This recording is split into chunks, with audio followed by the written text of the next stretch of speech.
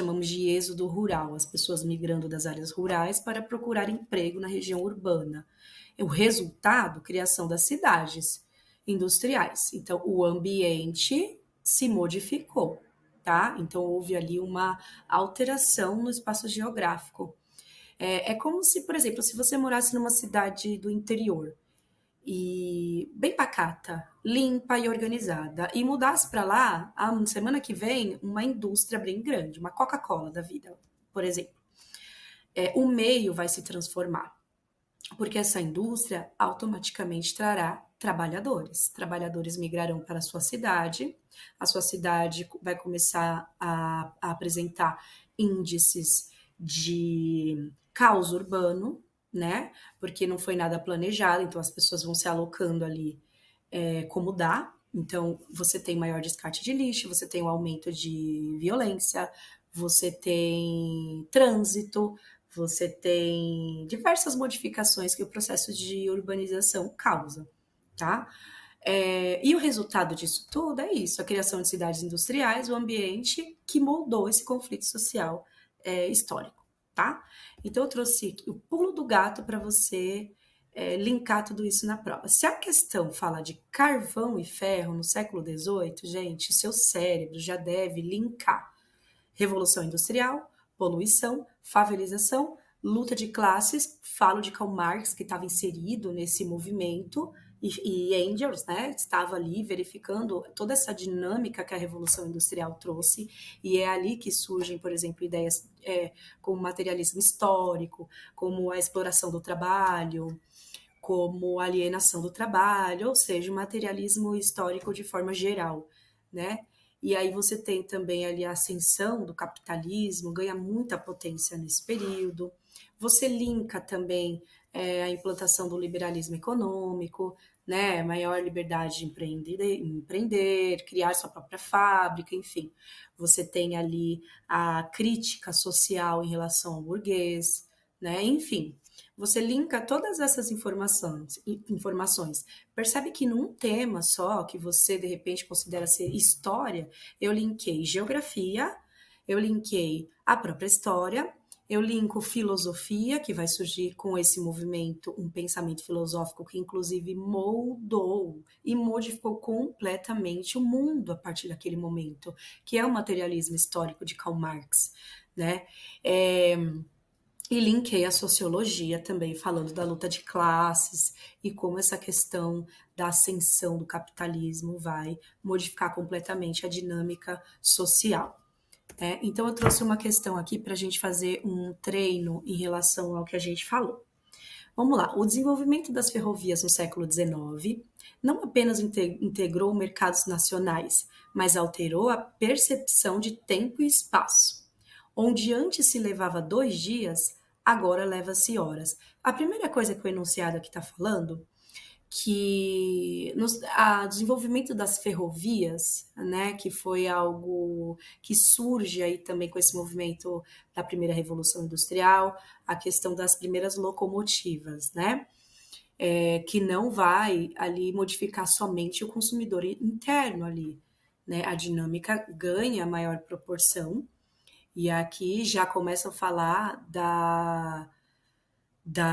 do deslocamento de mercadorias para outras áreas, né? Da logística que vai se aprimorando a partir desse movimento da primeira Revolução Industrial. Alterou a percepção de tempo. Então, assim, o que ontem demorava muito para ser efetivado, a partir do advento da Revolução Industrial, das primeiras ferrovias, que você tem esse escoamento de mercadoria, que você começa a ter a mudança na percepção do tempo, porque a primeira Revolução Industrial, ela também vem com essa questão da mudança na perspectiva do tempo. Se antes é o que chamávamos de tempo de natureza, né? A gente media o tempo, as pessoas mediam o tempo através dos ciclos, né? Os ciclos de colheita, os ciclos de estações. Então, as pessoas não viviam aceleradas como começaram a viver a partir do tempo de capital, né? Que é o tempo dentro da lógica do capitalismo, aonde tempo é dinheiro, então tudo é para ontem. Né? Já perceberam como a gente faz tudo para ontem? Então, o tempo, a percepção do tempo na Revolução Industrial, ele muda, né? O que antes se levava dias, agora leva-se horas. Esse fenômeno foi essencial para a consolidação dos Estados nacionais europeus, ou seja, as primeiras integrações comerciais acontecem a partir desse fluxo, tá? Com base no texto e nos seus conhecimentos, a expansão ferroviária na Europa oitocentista resultou em. Então vamos lá, vamos analisar essas alternativas. A gente pode também fazer um método, você pode usar esse método depois de montar o cenário, porque não adianta você pegar a prova e já ir lá eliminando o que não faz sentido, sem você ter montado um cenário na sua cabeça e feito esses links, tá?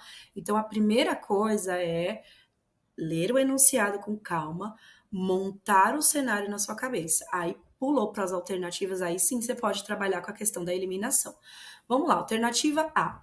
Preservação das fronteiras naturais e isolamento cultural. Quando eu falo de revolução industrial, gente, eu estou falando de locomotivas. Olha o que eu estou falando lá em cima no enunciado. Eu estou falando de locomotivas, né? Então, assim, locomotivas que posteriormente ultrapassarão essas fronteiras, inclusive. A Revolução Industrial ela não se conteve apenas na Inglaterra, né? Então, essa questão ela não faz sentido nenhum. Isolamento cultural. Quando eu falo de expansão ferroviária, eu estou falando de pessoas se locomovendo. Pessoas se locomovendo, pessoas trocando bagagens culturais entre si. Não faz sentido essa primeira alternativa. Então, ela você já elimina. B. Fortalecimento e do poder local dos senhores feudais. Mas que cargas d'água eu estou falando de feudalismo no século XIX? Não faz nenhum sentido, tá? Feudalismo vai acontecer lá no século XV, início da Idade Média, tá bom?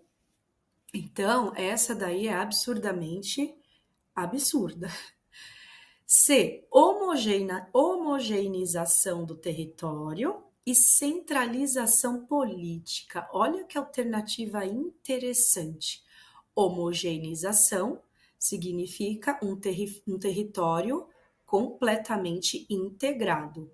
Se a gente pegar um mapa da Revolução Industrial, das linhas ferroviárias, das malhas ferroviárias naquele período, a gente vai ver uma integração total no território da Inglaterra. E o centro dessas malhas ferroviárias é justamente Londres, aonde tinha a concentração de indústrias. Então, a centralização política em Londres, mas a homogeneização de todo o território, ou seja, a integração de todo o território através, olha lá, através da malha ferroviária, tá? É a alternativa C, com toda certeza, tá? A D é extremamente absurda também. Veja, a redução da necessidade de recursos minerais.